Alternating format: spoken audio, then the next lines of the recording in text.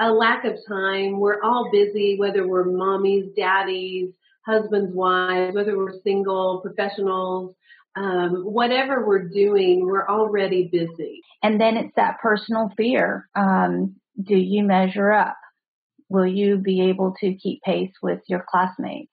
Collaborative efforts can be tough, especially online, though. When you're doing them in person, you have that accountability. You're working with people day in, day out. You're able to meet timelines more simply. When you're having to do it distance learning, especially asynchronously, becomes a challenge, and then getting everyone to participate equally can become very frustrating. So you have to kind of work with that from the beginning of the exercise. Just lack of technical skills, being real comfortable with technology. I'm much more comfortable and confident now with technology than I was 2.5, 3 years ago. But I still have a few challenges, like when we even tried to do this today. I live in rural Kansas, and our internet connection was there was a problem, and my husband's on the road, so I had to call him. He had to tell me how to turn off the router, turn it back on, all this kind of stuff. So again, I just even as I think back to my online learning, the technology challenge was really always there. Students who don't stay on top of assignments or are not on top of their reading, it's critical. It will quickly become overwhelming and hard to catch up again. Identify a positive support system. That may be a friend, it may be his family, a spouse, but someone that can be positive and encouraging, and somebody that's not dismissive of those concerns because they're real. Sometimes we think we have a positive support network because they say, oh, you're fine. You really do need somebody to validate those concerns, not dismiss them, but empower you and encourage you to continue through. I found it helpful to sit down with my family, and we had a discussion about what it means for mom to go to school. So, how is that going to influence or impact their life? Dinner may be less than what they thought. We may have to eat takeout. The laundry may not get done. The idea that I was at home and in an online program, people misunderstand. They think if you're home, you're available. Learning and expressing to my family that I might have to disappear after dinner to go write a paper or, attend a WIMBA session. So just being very clear with expectations so that you can get that support that you need. That helps with time management too, because I think the time management is personal limitations. If you ask for help or you explain to people what you're doing, there's plenty of time. You just need other people to step in and help do what, I don't need to do the laundry. Other people in the house know how to do that. Oftentimes on campus and face-to-face, there are seminars and workshops for returning students. That can be done in an online environment. So prior to starting a course of study, online students, if they had the opportunity to participate in a seminar that would introduce them to that course management system for that institution, it would introduce them to the basic technologies that are expected, how to set up Word to catch passive voice. What does a wiki look like?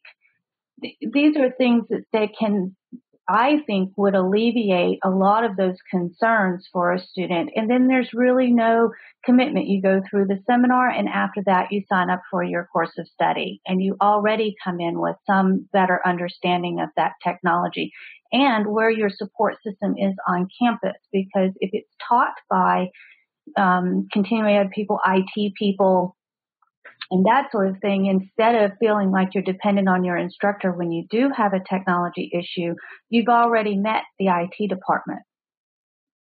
One of the challenges I ran into, I took several courses during my last deployment, and obviously there were a lot of real-world things going on that vied for my time. So how I manage that time and setting apart some times and working on college courses instead of watching TV or doing another workout or I had to manage my time, and kind of organize myself around the requirements for that course. One thing I did was try to get the work done as soon as possible. As soon as it was available, I would do it. If it was available in the syllabus early, I'd try to work ahead. Every opportunity to work ahead when you had the chance, because you never know what's going to come up later in the week or later in the project or the course. If you can write a paper early in a course and not wait till the end, huge benefits to doing so, because then you don't have to worry about something coming up and getting into you that prevents you from being able to meet your time requirements.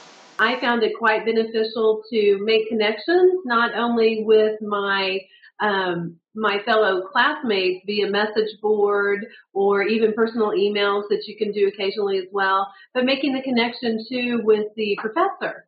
Like yourself, Dr. K, and having whether it be phone calls. Every instructor I've ever had was totally open to phone calls.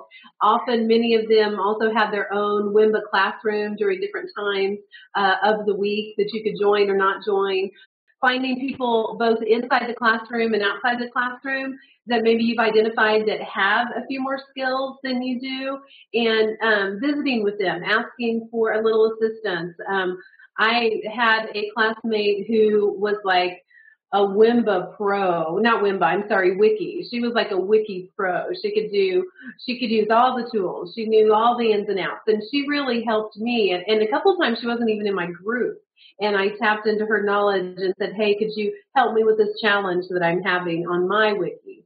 And so just being comfortable and confident and maybe approaching others for a little help with some of those challenges that you might discover online. Really having good communication between your professor and the other learners appears to be quite important to most of the professors that I've encountered. And so therefore, if you lack that skill, that's something, again, you might have to step outside of your comfort zone. And it doesn't have to be long, lengthy explanations or conversations, obviously, like I tend to do, but quick, to the point. But good communication is very important and could be a moderate challenge for some people if they just aren't engaged, if they aren't making those connections, if they are getting behind, then that definitely could be a moderate challenge. Students need to read that syllabus very carefully. And I would take the syllabus and compare it to my calendar, so that if I knew an assignment was due at the same weekend that we had a soccer tournament, I needed to work ahead.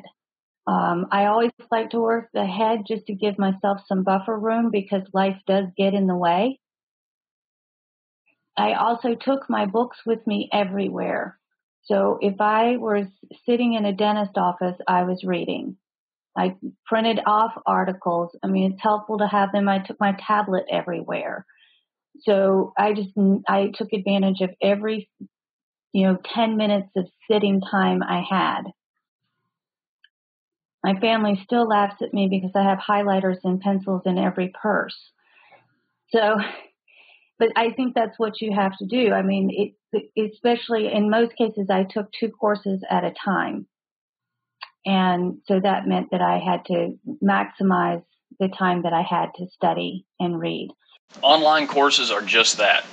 You do have technology challenges, you have technology issues, and you will be working with new technologies that you're not familiar with.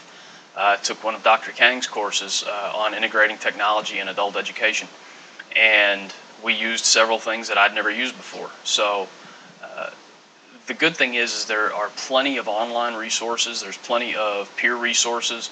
I got introduced to several things that I had never used that I actually enjoyed using and have continued to use. And the more you familiarize yourself with them, the more successful you'll be with them. Don't be afraid of them. Technology's not that scary. It usually doesn't bite. Again, I can't emphasize enough. Ask your professor questions. If you don't understand something, ask early, ask often. They're used to it. You're not going to be the first person they've ever had with that question.